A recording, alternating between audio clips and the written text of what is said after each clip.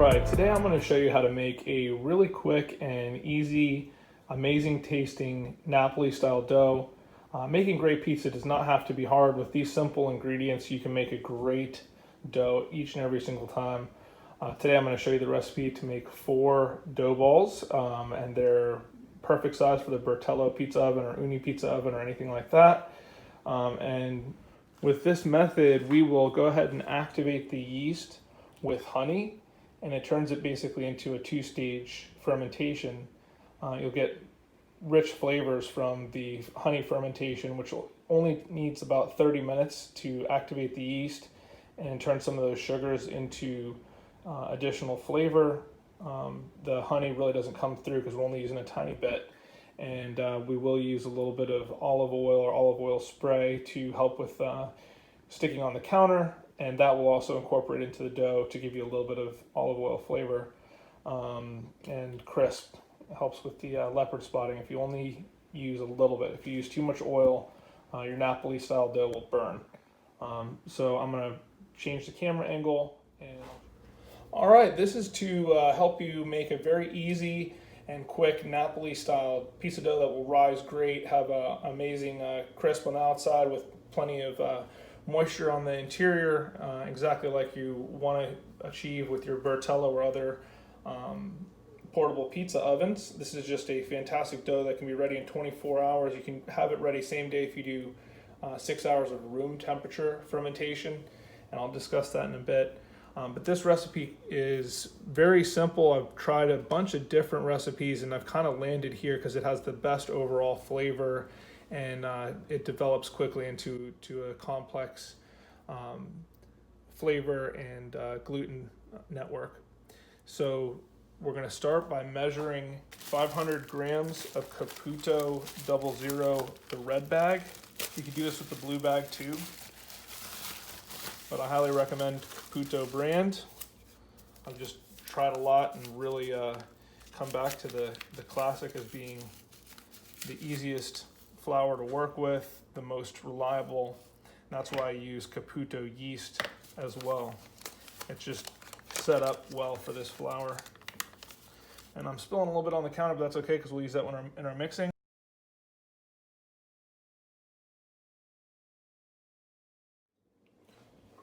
All right, now I'm measuring out the water to 325 grams. Right there, 325. Now I've got 2 containers, one for salt water and one for honey. I'm just gonna divide it by eye.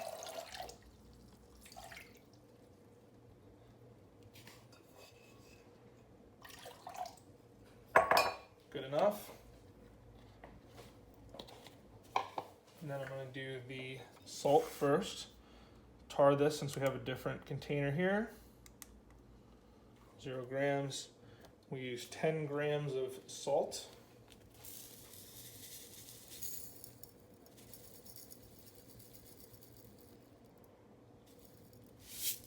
All right, 10 grams salt water. And then we're going to make our honey water. All you need is a teaspoon or less. That's pretty good. Maybe a little bit more. That's plenty of food for the yeast. And we're just going to mix it around.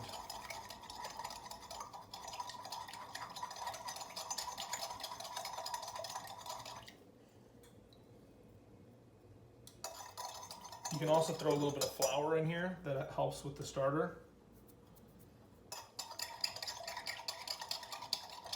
You don't even need much, it just helps with developing flavors.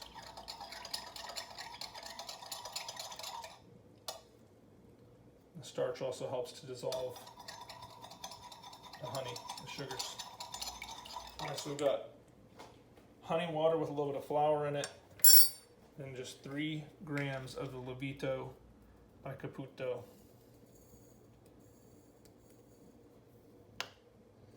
Oh, my scale went off in the middle of measuring.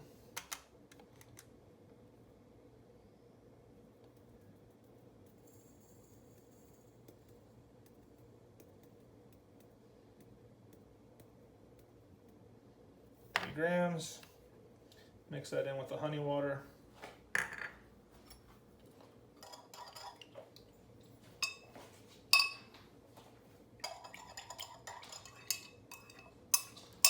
You got to get all the yeast off the sides. You want it to all activate in the water.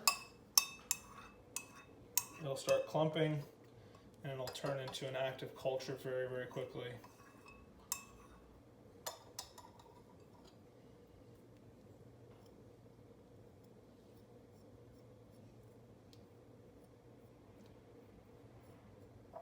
There we go. Okay, that's good enough. I'm gonna rinse my spoon. And the salt water, I'm just gonna mix that until it all dissolves.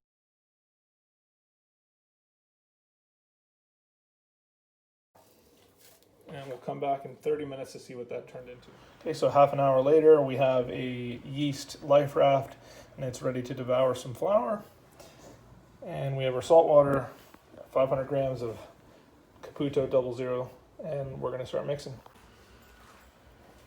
All right, we're ready to mix the salt water and activated yeast. We're gonna start with the salt water. Just dump it right on in there. And this is all a hand mix method. You can use a mixer if you want, but it's really just not necessary.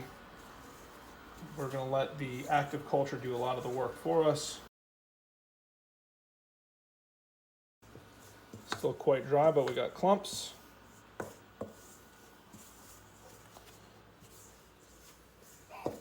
Now we're gonna mix our activated yeast water in.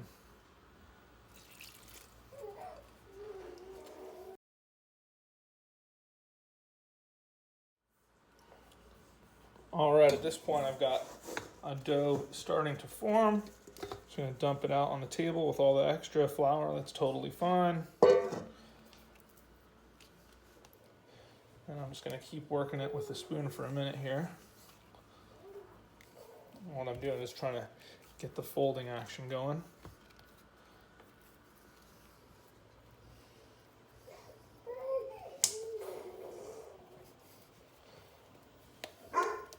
And this is where wetting your hands can come in handy. I'm just gonna wet my hands. With a high hydration dough like this, it's totally okay to add a little bit more water. This will help make it pliable. As you see, it's turning into a dough pretty quick.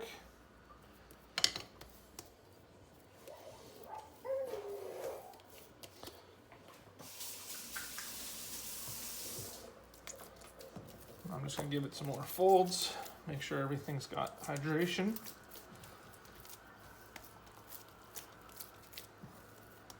And notice I haven't used the oil yet. I used to add the oil at this stage, but I'm actually gonna add it in the next stage. So we're good enough. It's hard to work with at this point. It's really wet. We're gonna go ahead and set it back in the container.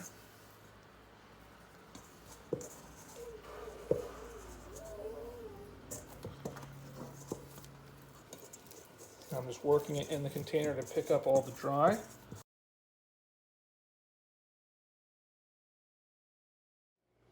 Okay, so now I've let my mixture sit for a little bit, and a little bit of water and yeast have done their work on the flour, and it should be much easier to work with now.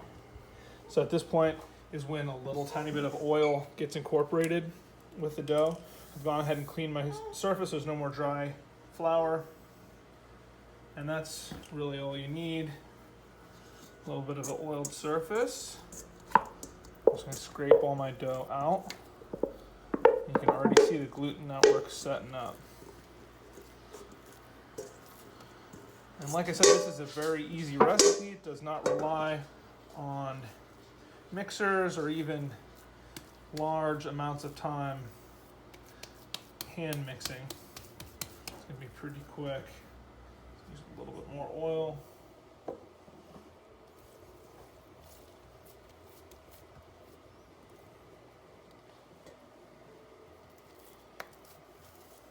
And I can see dry spots in it, so what I'm doing is just mixing it until I see no more dry spots.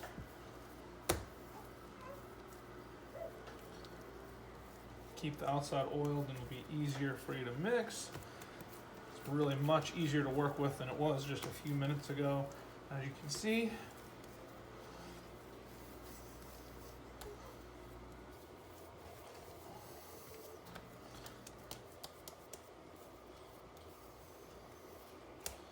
I'm going to add a little water to my hands to keep it from sticking.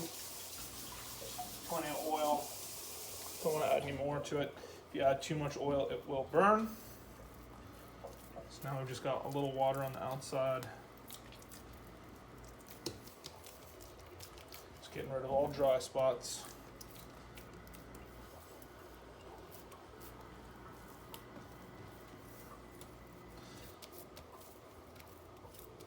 Now I'm going to form my big dough ball.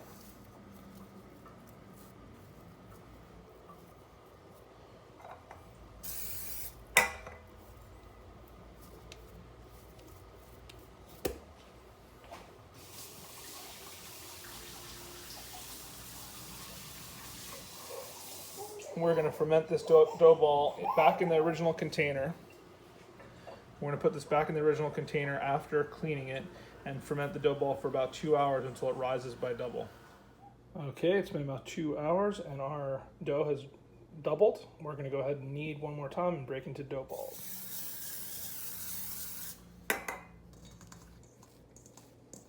You can see the gluten matrix set up big time.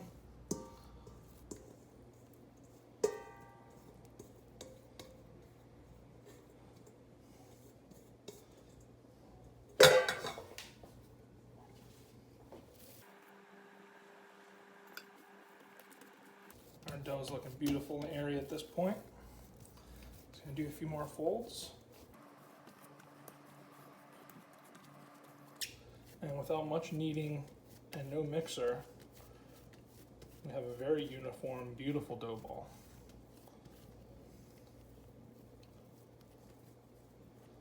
Now I'm just going to ball it up so I can separate it into portions.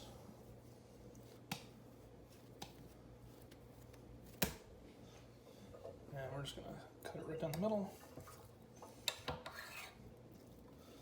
And in half again.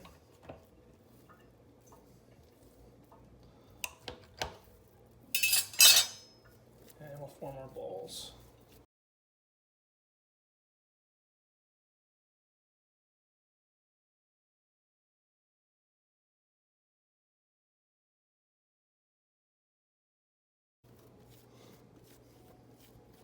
As I work, I'm stretching the outer layer so there's a nice stretched membrane of dough. And then I'm going to bring it to the back, just kind of squeezing it all together. Twist a little bit.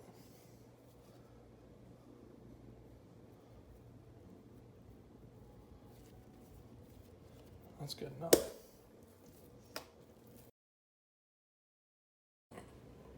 At this point, we can either put them on a baking sheet with a little bit of parchment paper, set them in the fridge, let them ferment for 24 hours, cover with plastic wrap, 24 to 72 hours. We could cover them on the counter and let them rise for another 4 hours until they turn into big dough balls, at which point you're ready to make pizza immediately, or you can freeze them. In this case, I've just put my dough balls onto a slightly olive oil sprayed parchment paper on a baking sheet. I'm just going to cover it with plastic wrap.